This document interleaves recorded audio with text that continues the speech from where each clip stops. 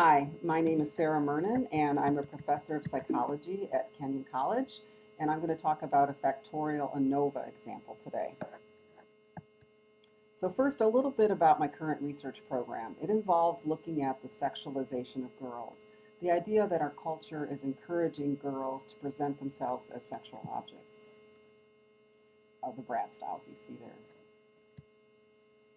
The data I'm going to talk about come from an experiment conducted by a Kenyon student, Kenyon graduate now, Caitlin Graff. And they are published in a Sex Roles article in 2012. So for more information about the study, which I need to keep my information brief here, you can consult the published article. Before talking about Caitlin's study, a little bit of background. In previous research with Kenyon students, we found that about 30% of the clothing items for preteen girls available on the websites of 15 national stores had sexualizing characteristics associated with sexiness. So we found evidence that this occurs. In Caitlin's study, we designed to answer the question, so what? Why does it matter that we're encouraging girls to present themselves as sex objects? Well, we know from previous research on adult women that women who are dressed in a sexy manner are seen as less competent, less intelligent than when they are dressed in a more neutral or more professional manner. And so we wanted to see, does this have an effect on how girls are perceived? You know, it might not have the same kind of effect because we might not take it very seriously in girls. So in this study, we wanted to see if a fifth grade girl is dressed in sexualized clothing that we found in our previous research, compared to childlike clothing, how is she perceived? So the method, we had college students randomly assigned to one of four conditions. So they only see one condition of the study. They're logged onto a computer where they receive a picture of a fifth grade girl named Olivia and a brief description of her accomplishments. We needed to add a little more to the study than just look at a picture.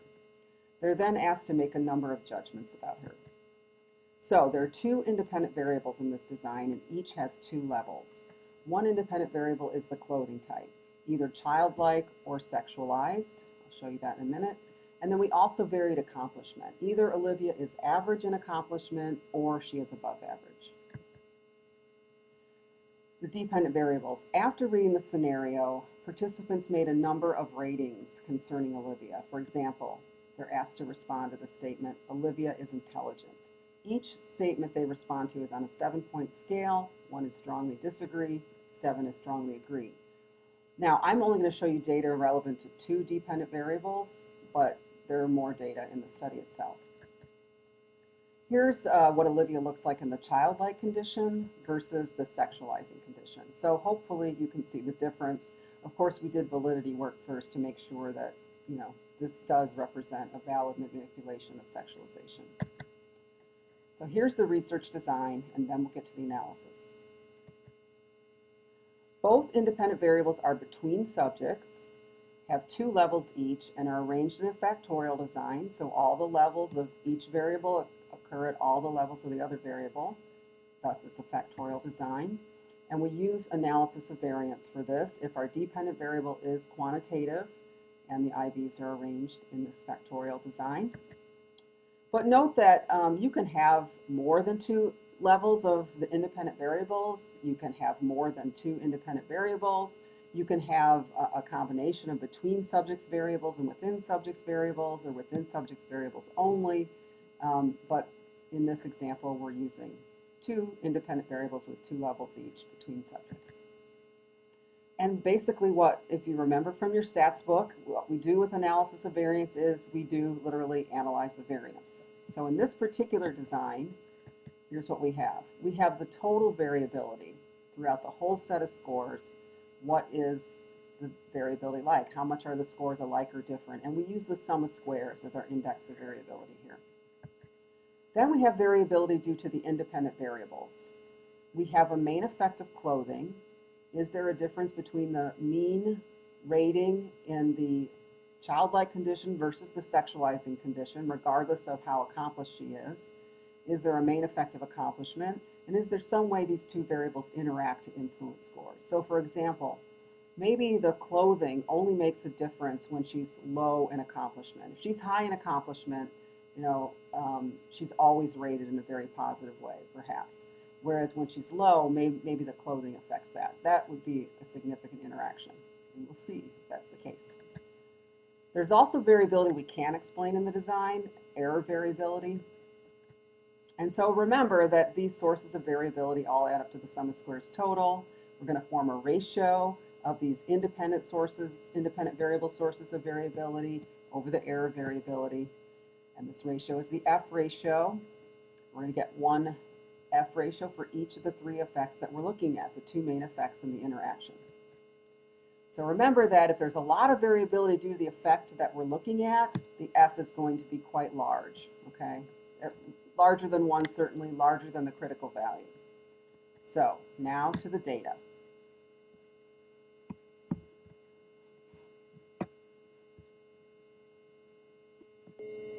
Okay, so here's the data file in SPSS, an abbreviated version of the data file. I've taken out a lot of variables. Notice that we do have a variable of gender here. I could have entered that in the factorial design since we do have women and men participants in the study, but I'm trying to keep this simple. And actually, when you read the published article, you'll see that gender makes almost no difference in the ratings. So here's one of the dependent variables I'm interested in. Intelligence ratings, remember they can vary from 1 to 7. Morality ratings, I'm also going to show you that as something else to look at. Here's the accomplishment manipulation that I've coded 1 versus 2, and the clothing manipulation that I've coded 1 versus 2.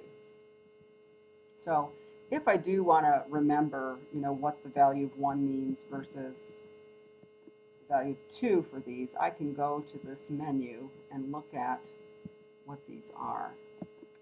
So 1 is for accomplishment, 1 is average, and 2 means above average.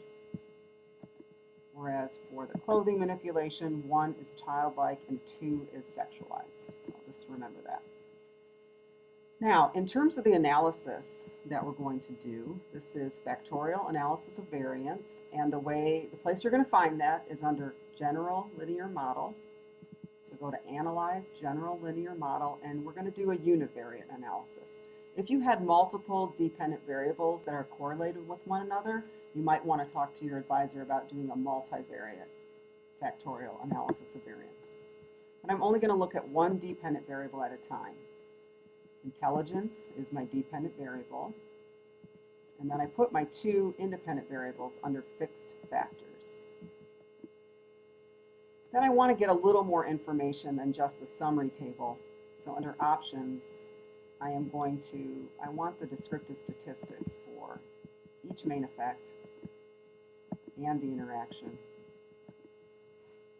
I also want estimates of effect size because the overall F can tell you whether something's statistically significant, but then you have to know, well, how big of an effect is that? Oh, I also want to look at the plots of the means. Kind of doesn't matter which one you put on which axis, but by the way, this is, oops, I forgot to add it. You have to do that to make sure the graph appears. This is not a graphing program that you're going to want to use if you're going to publish data somewhere, but it will give you a picture, which I like. Okay, let's go up to the top of the output here. I'm not a Mac user, in case you can tell. I'm fumbling a little bit because I'm doing this on a Mac. Okay, so first of all, it just gives us the sample sizes, which are decent. And then it does give us some ratings here, some means here. But let's look at the summary table. I need my glasses for this. Okay, so what we're looking for is the F value associated with each main effect and the interaction. And notice that for accomplishment group, it's a pretty large F, 10.9, certainly way greater than 1.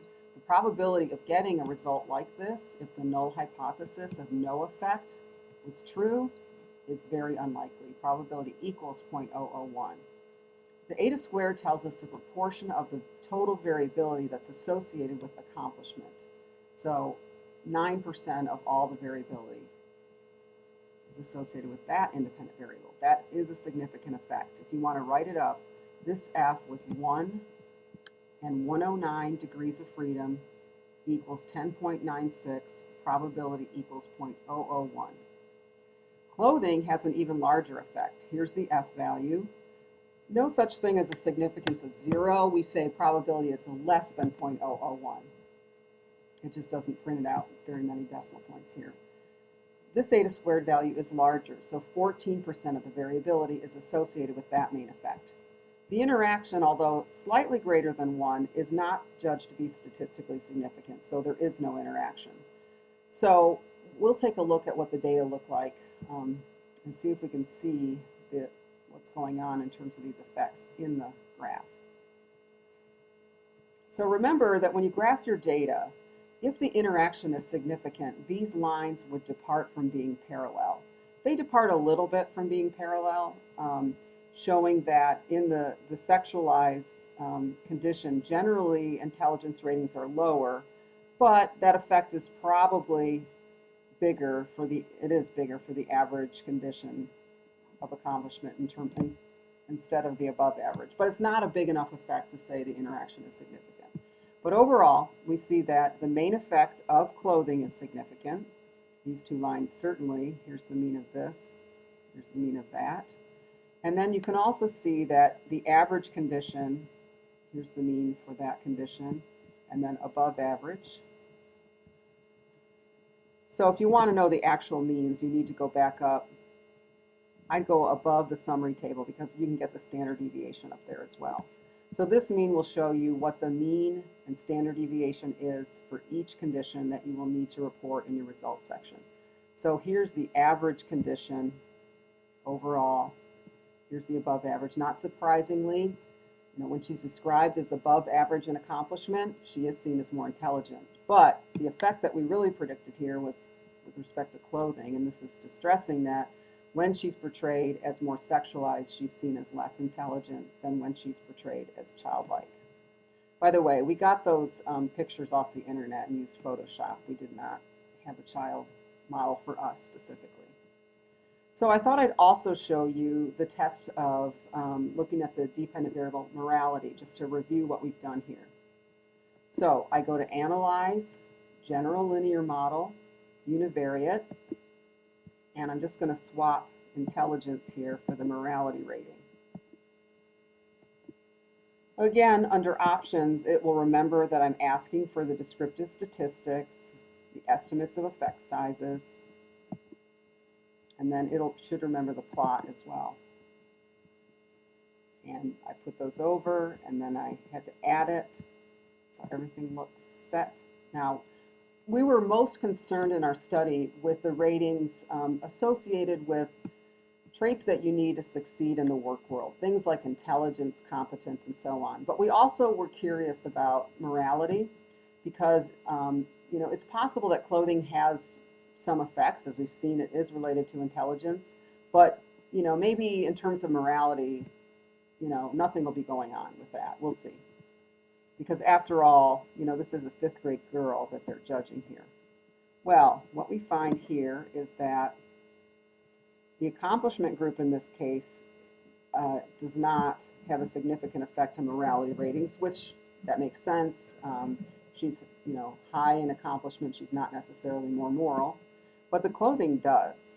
So the F with 1 and 108 degrees of freedom is equal to 10.77. The probability equals 0.001, accounts for 9% of the variability.